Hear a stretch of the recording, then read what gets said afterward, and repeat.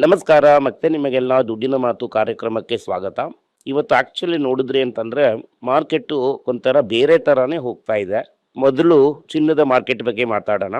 ಚಿನ್ನದಲ್ಲಿ no change ಅಂತ ಹೇಳ್ತಾ ಇದ್ದಾರೆ. 14,750 plus tax, 16,090 plus tax, 24 carat gold. ಹಾಗೆ ಬೆಳ್ಳಿ 300 ಪ್ಲಸ್ ಅಂತ ಹೇಳ್ತಾ ಇದ್ದಾರೆ. ಹಾಗೆ ಬೆಳ್ಳಿ 300 ಪ್ಲಸ್ ಅಂತ ಹೇಳ್ತಾ ಇದ್ದಾರೆ. ಫ್ಯೂಚರ್ಸ್ ಮಾರ್ಕೆಟ್ ಅಲ್ಲಿ 2,67,000 ರೂಪಾಯಿ ಅಂದ್ರೆ 267. ಬೋತ್ ಈಗ ಚಿನ್ನದಲ್ಲೂ ಬೆಳ್ಳಿನಲ್ಲೂ ಏನಿದು ವಿಷಯ ಅಂತಂದ್ರೆ ವರ್ಲ್ಡ್ ಮಾರ್ಕೆಟ್ ಅಲ್ಲಿ $5,000 ಇದ್ದಂತ ಒಂದು ಚಿನ್ನ $4,400 ಹತ್ತತ್ರ ಬಂದಿದೆ. 4,700 ಇಂದ 4,400 ಹತ್ತತ್ರ ಅಂದ್ರೆ ಹೆಚ್ಚು ಕಮ್ಮಿ $280 to $270 ಒಂದು ಔನ್ಸ್ಗೆ ಅದು ಕರೆಕ್ಟ್ ಆಗಿದೆ. ಆದ್ರೆ ನಮ್ಮ ಊರಲ್ಲಿ ಎರಡು ರೀತಿಯ ಪ್ರಾಬ್ಲಮ್ ಆಗೋಯ್ತು. ನಮ್ಮ ಊರಲ್ಲಿ ಈ ಅವರ ಸ್ಪೆಷಲ್ ಟ್ಯಾಕ್ಸ್ ಇಂಪೋರ್ಟ್ ಡ್ಯೂಟಿನ ಏರ್ಸಿದ್ದು, ಹಾಗೆ ಎರಡನೇದು ರೂಪಾಯಿ ಅಡಿ ಪಾತಾಳಕ್ಕೆ ಹೋಗಿದ್ರಿಂದ ಆಪದ್ ಬಾಂಧವ ಈ ಚಿನ್ನ ಪಾಸಿಟಿವ್ ಅಲ್ಲೇ ಇದ್ದಾನೆ. ಆಕ್ಚುಲ್ ಆಗಿ ಈ 15% ಟ್ಯಾಕ್ಸ್ ಎಲ್ಲ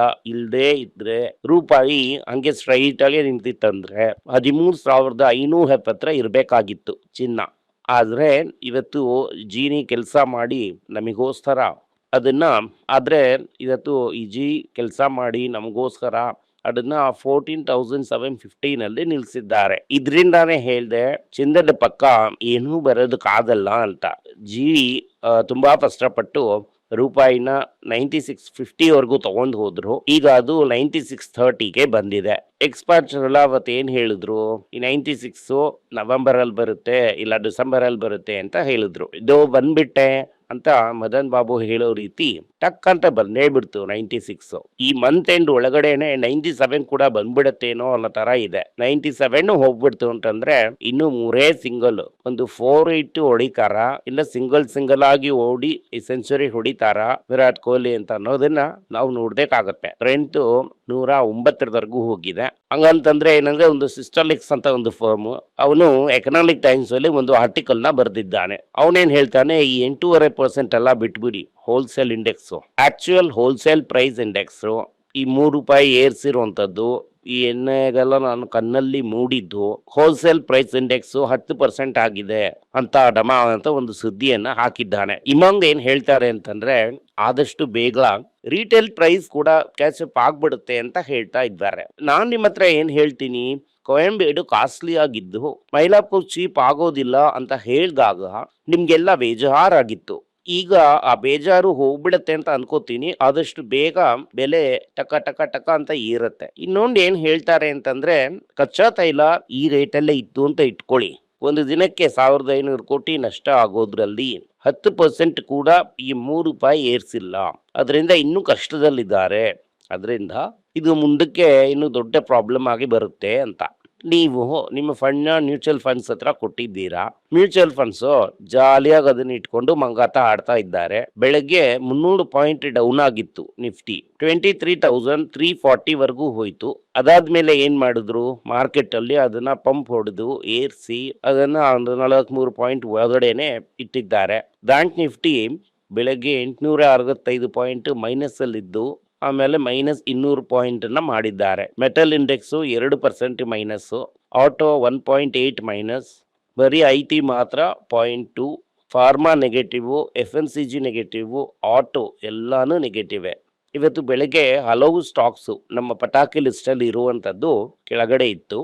ಟಾಟಾ ಸ್ಟೀಲು 4% ಹೋಗಿದೆ, Kalyan jewellers 4%, Manappuram 4%, Natco pharma 2.5, Hero motor corp 2.3, commercial vehicle 2.1, ಸಂಗಮೇಲು 2.1, Titan 2.1, Karnataka bank 2.1, Zydus life sciences 2, HDFC -1.6. ಇದೆಲ್ಲಾನು ಕೆಳಗಡೆ ಬಿದ್ದಿತ್ತು. ಗೌರ್ಮೆಂಟ್ ಏನ್ ಹೇಳ್ತಾರೆ ಅಂತಂದ್ರೆ ಈ ಬೆಳ್ಳಿಯ ಇಂಪೋರ್ಟ್ ರೂಲ್ ನ ಟೈಟನ್ ಮಾಡ್ಬಿಟ್ಟಿದ್ದಾರೆ ಅಂತ. ಹೈ ಪ್ಯೂರಿಟಿ ವಾಲ್ನ ಲಾಂಬೆಳಿಂದ ರೆಸ್ಟ್ರಿಕ್ಟೆಡ್ ಇದಕ್ಕೆ ತಗೊಂಡು ಹೋಗ್ಬಿಟ್ಟಿದ್ದಾರೆ. Rupee hits new low 9630. ಈ ಆಯಿಲ್ ಶಾಕ್ ಅಂತ ಅನ್ನೋದು ರೂಪಾಯಿ ಜೊತೆ ಈಗ ಬೆಕ್ಕು ಇಲಿ ಜೊತೆ ಆಟ ಆಡಿದ್ರೆ ಹೇಗಿರುತ್ತೆ ಆ ರೀತಿ ಆಟ ಆಡ್ಬಿಡ್ತು. ಫೆಡರಲ್ ರಿಸರ್ವ್ ಏನ್ ಹೇಳ್ತಾರೆ ಅಂತಂದ್ರೆ ರಿವೈಸ್ ಗೋಲ್ಡ್ ವರ್ಸಸ್ ಈಕ್ವಿಟಿ ಅಂದ್ರೆ ಏನ್ ಹೇಳ್ತಾ ಇದ್ದಾರೆ ಅಂತಂದ್ರೆ ಗೋಲ್ಡು ಈಕ್ವಿಟಿನ ಖಾಲಿ ಮಾಡಿಬಿಟ್ಟಿದೆ. ಇನ್ಫ್ಲೇಷನ್ ತುಂಬ ಸ್ಟ್ರಾಂಗ್ ಆಗಿದೆ, ಆಗ ಬಾಂಡ್ಸು ಎಲ್ಲ ಇರುವಾಗ ಇನ್ಫ್ಲೇಷನ್ನು ಹೈ ಆಗಿದ್ರೆ ಗೋಲ್ಡು ಹೈ ಆಗಿರುತ್ತೆ. ಸಿಕ್ಕಿ ಇನ್ಫ್ಲೇಷನ್ ಅಂದರೆ ಇನ್ಫ್ಲೇಷನ್ನ ಇಳಿಸೋಕ್ಕಾಗದೇ ಇರೋ ಥರ ಇತ್ತು ಅಂತಂದರೆ ಜನರನ್ನ ಗೋಲ್ಡ್ ಕಡೆಗೆ ತಳ್ಳುತ್ತೆ. And other defensive sets other then equity, Tata steel profit 125% jump ಆಗಿದೆ. ಇದ್ರೂ ಕೂಡ ಇನ್ನು ಬೆಟರ್ ಆಗಿ ಎಕ್ಸ್ಪೆಕ್ಟ್ ಮಾಡಿದ್ರು. 4% ಬಿದ್ದಿದೆ, 4% ಡಿವಿಡೆಂಟು. ಇದರಲ್ಲಿ ಇನ್ನೊಂದು ಶುಭ ಸುದ್ದಿ ಏನು ಅಂತಂದ್ರೆ, ಈ ಒಂದು 15 ವರ್ಷಕ್ಕೆ ಮುಂಚೆನೆ ಆ ಕಂಪನಿ ದಿವಾಳಿ ಆಗ್ಬಿಡುತ್ತೆ ಅಂತ 209 ರೂಪಾಯಿಗೆ ಬಂದಿತ್ತು. ಸೊ ಇದರಲ್ಲಿ ನಾನೇನು ಹೇಳೋದಕ್ಕೆ ಬರ್ತಾ ಇದ್ದೀನಿ ಅಂತಂದ್ರೆ, ಒಳ್ಳೆ ಕಂಪನಿನಲ್ಲಿ ಕರೆಕ್ಟ್ ಆಗಿ ಹಾಕ್ಬಿಟ್ಟು ನಿದ್ದೆ ಮಾಡಕ್ ಹೋಗ್ಬಿಟ್ರಿ ಅಂದ್ರೆ ITC ಹೋಟೆಲ್ಸ್ದು Q4 23% ಏರಿದೆ. ಯಾಕೆ ಅಂತಂದ್ರೆ ಸ್ಟ್ರಾಂಗ್ ಡಿಮ್ಯಾಂಡ್ ಇದೆ. ಡಾಕ್ಟರ್ ರೆಡ್ಡಿ ಸೆಮಿಗ್ಲೂಟೈಡ್ಸ್ ಅಲ್ಲೂ ಬಯೋಸಿಮಿಸ್ ಡಾಕ್ಟರ್ ರೆಡ್ಡಿ ಸೆಮಿಗ್ಲೂಟೈಡ್ಸ್ ಅಲ್ಲೂ ಬಯೋಸಿಮಿಲರ್ಸ್ ಅಲ್ಲೂ ಆಂಕಾಲಜಿನಲ್ಲೂ ಕಾನ್ಸಂಟ್ರೇಟ್ ಮಾಡಿ ದೊಡ್ಡ ಲೆವೆಲ್ ಅಲ್ಲಿ ಇನ್ವೆಸ್ಟ್ಮೆಂಟ್ ಮಾಡಿದ್ದಾರೆ.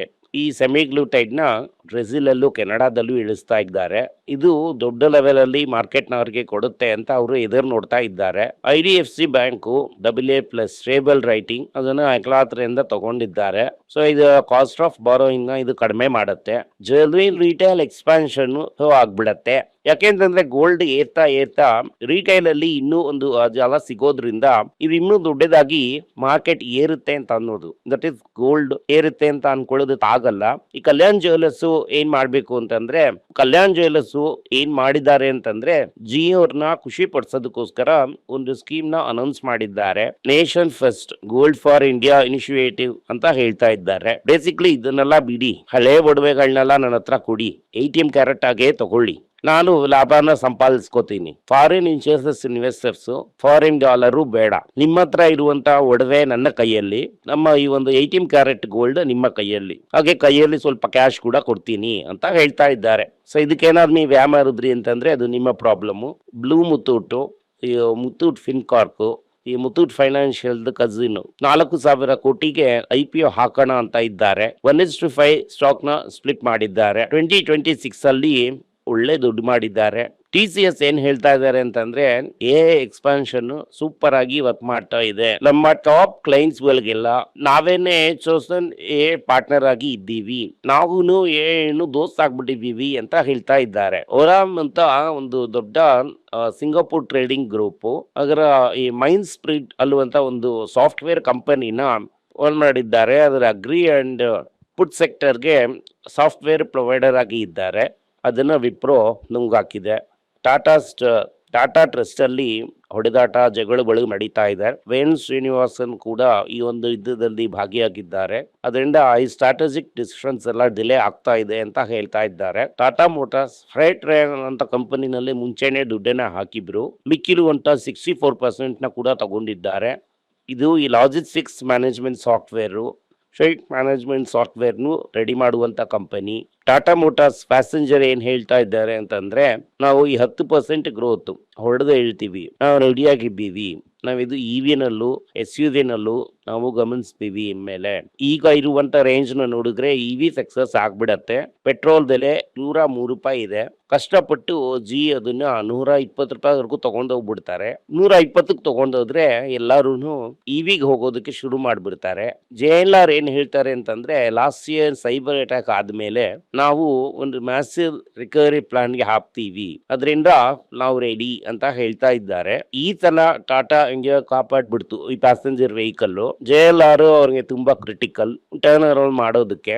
ಏರ್ ಸಮಯಲ್ ಬಗ್ಗೆ ನಿಮ್ಗೆ ಗೊತ್ತು, ಕರೆಂಟ್ ಎಲ್ಲ ತಗೊಂಡ್ ಹಾಕೊಂಡು ಸಂತೋಷವಾಗಿದ್ದಾರೆ. ಅವನು ಟಾಟಾ ಜೊತೆ ಟೈಅಪ್ ಮಾಡಿ ಟಿಪ್ಪಿಗೋ ಸಿಸ್ಟಮ್ ಅಲ್ಲಿ ಒಳಗಡೆ ಹೋಗ್ತಾ ಇದ್ದಾನೆ ಈ ಟಾಟಾ ಎಲೆಕ್ಟ್ರಾನಿಕ್ಸ್ ಜೊತೆ. ಆಮೇಲೆ ಈ L&T ಟೆಕ್ನಾಲಜಿ ಸರ್ವಿಸಸ್ ಏನ್ ಮಾಡ್ತಾ ಇದ್ದಾರೆ ಅಂತಂದ್ರೆ 500 ಕಡೆ ತಗೋತಾ ಇದ್ದಾರೆ. ಇಂಡಿಯಾ ನೆಸ್ಲೆದ ಲಾರ್ಜೆಸ್ಟ್ ಚಾಕ್ಲೇಟ್ ಮಾರ್ಕೆಟ್ ಆಗ್ಬಿಟ್ಟಿದೆ. ಕಿಟ್ ಕ್ಯಾಟ್ ತಗೊಂಡು ಎಲ್ಲರೂ ತಿಂತಾ ಇದ್ದಾರೆ. ನೀವು ಕೂಡ ಸಂತೋಷವಾಗಿ ಒಂದು ಕಿಟ್ ಕ್ಯಾಟ್ ತಗೊಂಡು ತಿಂದು ಅದನ್ನ ಸೆಲೆಬ್ರೇಟ್ ಮಾಡಿ. HCL ಟೆಕ್ ರೆಡ್ ಹ್ಯಾಟ್ ಜೊತೆ ಪಾರ್ಟ್ನರ್ಶಿಪ್ ಸೇರಿ AI ಇನ್ಫ್ರಾಸ್ಟ್ರಕ್ಚರ್ ನ ಮಾಡ್ತಾ ಇದ್ದಾರೆ. ಆದಿತ್ಯ ಬಿರ್ಲಾ ಒಂದು 4,500 ಕೋಟಿನ ತೆಗೆದು ವೋಡಫೋನ್ ಐಡಿಯಾಗೆ ಹಾಕ್ತಾ ಇದ್ದಾರೆ. Berkshire Hathway 3 times ಏರ್ಸಿದ್ದಾರೆ ಸ್ಟೇಕ್ನ. ಸೊ ಇದು ಒಂದು ದೊಡ್ಡ ನ್ಯೂಸು. ಇದರಿಂದ ಅವರು ಈ ಟೆಕ್ನಾಲಜಿನಲ್ಲಿ ಇಂಟ್ರೆಸ್ಟ್ ತೋರಿಸ್ತಾ ಇದ್ದಾರೆ ಅಂತ ಅನ್ನೋದು ನಮಗೆ ಗೊತ್ತಾಗ್ತಾ ಇದೆ. ತವಾಂಗ್ ಐಲ್ಯಾಂಡ್ ಅಲ್ಲಿ ಈ ರೋಡ್ ಸ್ಟ್ರೈಕ್ ಆಗ್ಬಿಟ್ಟಿದೆ. ಇದು ಲಾರ್ಜೆಸ್ಟ್ ಯುಎಸ್ ಕಂಪ್ಯೂಟರ್ ಸಿಸ್ಟಮ್ನ ಕೂಡ ಖಾಲಿ ಮಾಡ್ತಾ ಇದೆ. ಚೈನಾ ಏನು ಹೇಳ್ತಾ ಇದ್ದಾರೆ ಅಂತಂದ್ರೆ, ನಾವು ಬೋಯಿಂಗ್ ಈ ಒಂದು ಡೀಲ್ನ ಕೊಟ್ಟಿದ್ದೀವಿ, ಬಟ್ ಮಾರ್ಕೆಟ್ ಎಕ್ಸ್ಪೆಕ್ಟೇಷನ್ಸ್ಗಿಂತ ಕಡಿಮೆ ಇದೆ ಅಂತ. ಇವರು ಒಂದು 200 ಗಾಡಿಗಳನ್ನ ತಗೊಳ್ಳೋದಾಗಿ ಹೇಳಿದ್ದಾರೆ. ಓವರಾಲ್ ಆಗಿ ಮಾರ್ಕೆಟ್ ತುಂಬ ವೀಕ್ ಆಗಿದೆ. ಈ ವೀಕ್ನೆಸ್ಸು ಕಂಟಿನ್ಯೂ ಆಗುತ್ತೆ. ನೋಡಿ ಒಂದೊಂದೇ ಆರಿಸ್ಕೊಳ್ಳಿ, ಸೊ ದಟ್ ದೊಡ್ಡದಾಗಿ ಸಿಕ್ಕಾಕೋಬೇಡಿ. ಧನ್ಯವಾದಗಳು. ಈ ವಿಡಿಯೋ ನಿಮಗೆ ಇಷ್ಟ ಆಗಿದ್ರೆ ವಿಡಿಯೋನ ಲೈಕ್ ಮಾಡಿ, ನಮ್ಮ ಚಾನಲ್ನ ಸಬ್ಸ್ಕ್ರೈಬ್ ಮಾಡಿ, ಬೆಲ್ ನೋಟಿಫಿಕೇಶನ್ ತಟ್ಟಿ. ಈ ವಿಡಿಯೋನ ಸಾಧ್ಯ ಆದರೆ ನಿಮ್ಮ ಸಂಬಂಧಿಕರಿಗೂ ಸ್ನೇಹಿತರಿಗೂ ಕಳಿಸಿ, ಅವರಿಗೂ ನೋಡೋದಕ್ಕೆ ಹೇಳಿ. ಧನ್ಯವಾದಗಳು. ಎಲ್ಲರಿಗೂ ನಮಸ್ಕಾರ. ಮಕ್ಕಳಿಗೋಸ್ಕರ financial literacy money for nothing ಅಂತ 2ನೇ ಪಾರ್ಟ್. ಇದರಲ್ಲಿ ಚೆಕ್ ಬರೆಯೋದು ಹೇಗೆ, ಡೆಪಾಸಿಟ್ ಸ್ಲಿಪ್ ಬರೆಯೋದು ಹೇಗೆ, ಇದು ಹೇಗೆ ಬಂದಿದೆ, ಆಟರಿಂದ ಡಿಮಾನಿಟೈಸೇಷನ್ ವರೆಗೂ ಎಲ್ಲವನ್ನು ಕವರ್ ಮಾಡಿದ್ದೀವಿ. 12 ವರ್ಷದ ಮಕ್ಕಳಿಗೆ ಇದು ತುಂಬಾ ಯೂಸ್ಫುಲ್ ಆಗಿರುತ್ತೆ. ಈ ಬುಕ್ ಈಗ ಸದ್ಯಕ್ಕೆ ಸ್ಪೆಷಲ್ ಪ್ರೈಸ್ ಅಲ್ಲಿ 450 ರೂಪಾಯಿಗೆ ಕೊಡ್ತಾ ಇದ್ದೀವಿ. ಇದನ್ನ ಯೂಸ್ ಮಾಡ್ಕೊಳ್ಳಿ. ಧನ್ಯವಾದಗಳು. ದುಡ್ಡಿನ ಮಾತು ವೆಬ್ಸೈಟ್ ನ ಸಬ್ಸ್ಕ್ರೈಬ್ ಮಾಡಿ. 1 ವಾರಕ್ಕೆ 4 ಪ್ರೀಮಿಯಂ ಆರ್ಟಿಕಲ್, ಆರ್ಟಿಕಲ್ಸ್ ಒಂದು 10ರಿಂದ 15 ನಾವು ಹಾಕ್ತಾ ಇದ್ದೀವಿ. ಇದರ ಸಬ್ಸ್ಕ್ರಿಪ್ಷನ್ 1 ತಿಂಗಳಿಗೆ 99 ರೂಪಾಯಿ ಅಷ್ಟೇ. ಹೇಳುವಂತ ಕಾನ್ಸೆಪ್ಟ್ಸ್ ನ ಗ್ರೇಟ್ ಆಗಿ ಎಕ್ಸ್ಪ್ಯಾಂಡ್ ಮಾಡಿ ಇದನ್ನ ಓದಿದ್ರೆ ನಿಮ್ಗೆ ತುಂಬಾ ಯೂಸ್ಫುಲ್ ಆಗಿರುತ್ತೆ. ಧನ್ಯವಾದಗಳು. ನಮಸ್ಕಾರ. ಮಕ್ಕಳಿಗೋಸ್ಕರ ಒಂದು ಬುಕ್ ನ ಲಾಂಚ್ ಮಾಡಿದ್ವಿ. ಅದು ತುಂಬಾ ಸಕ್ಸಸ್ಫುಲ್ ಆಗಿದೆ. ಯಾರಿಗೆಲ್ಲ ಆ ಬುಕ್ ಬೇಕೋ ನಮ್ಮ ಟೀಮ್ ನ ಕಾಂಟ್ಯಾಕ್ಟ್ ಮಾಡಿ. ಕೆಳಗಡೆ ಇರುವಂತ ನಂಬರ್ ಅಲ್ಲೂ ವೆಬ್ಸೈಟ್ ಅಲ್ಲೂ ನೀವು ನಮ್ಮನ್ನ ಕಾಂಟ್ಯಾಕ್ಟ್ ಮಾಡಿದ್ರೆ ನೀವು ಆ ಬುಕ್ ನ ತಗೋಬಹುದು. ಬೇರೆ ನಮ್ಮ ಬುಕ್ ಗಳು ಕೂಡ ಅವೈಲೇಬಲ್ ಆಗಿದೆ. ನೀವು ಇದನ್ನ ನಮ್ಮ ವೆಬ್ಸೈಟ್ ಮುಖಾಂತರನೂ ತಗೋಬಹುದು. ಕೆಳಗಡೆ ಇರುವಂತ ವಾಟ್ಸ್ಆಪ್ ನಂಬರ್ಗೆ ಮೆಸೇಜ್ ಮಾಡಿ ಕೂಡ ತಗೋಬಹುದು. ನಿಮಗೆ ಏನಾದ್ರೂ ಸಂದೇಹ ಇದ್ದು ನನ್ನನ್ನು ಕಾಂಟ್ಯಾಕ್ಟ್ ಮಾಡಬೇಕು ಅಂತ ಅನ್ಕೊಂಡ್ರಿ ಅಂದ್ರೆ ಸ್ಕ್ರೀನ್ ಮೇಲೆ ಬರ್ತಾ ಇರುವಂತ ಮೇಲ್ ಐಡಿಗೆ ಮೆಸೇಜ್ ಮಾಡಿ. ನಮ್ಮ ಟೀಮ್ ನಿಮ್ಮನ್ನ ಕಾಂಟ್ಯಾಕ್ಟ್ ಮಾಡ್ತಾರೆ.